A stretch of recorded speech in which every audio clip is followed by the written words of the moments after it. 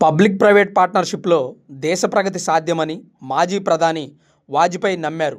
నాడు మౌలిక వసతులు, ప్రాజెక్టుల నిర్మాణంతో సంపద సృష్టికి నాంది పలికారు.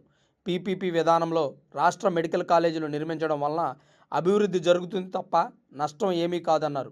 ప్రపంచం మెచ్చే రాజధాని నిర్మిస్తామని ముఖ్యమంత్రి చంద్రబాబు నాయుడు తెలియజేశారు. మాజీ ప్రధాని అటల్ బిహారీ వాజ్పేయి జయంతి సందర్భంగా సుపరిపాలన యాత్రను రాష్ట్ర బీజేపీ అధ్యక్షులు పివిఎన్ మాధవ్ ప్రారంభించారు. అయితే దానిలో అంతిమ భాగంగా అమరావతిలోని వెంకటపాలెంలో 13 అడుగుల వాజ్పేయి కాంస్య విగ్రహాన్ని కేంద్ర మంత్రి శివరాజ్ సింగ్ చౌహాన్, ముఖ్యమంత్రి చంద్రబాబు నాయుడు కలిసి ఆవిష్కరించారు. అనంతరం నిర్వహించిన సభలో ముఖ్యమంత్రి ప్రసంగించారు. 2026 కొత్త సంవత్సరంలో రాజధాని పనులను మరింత స్పీడ్ పెంచుతామన్నారు.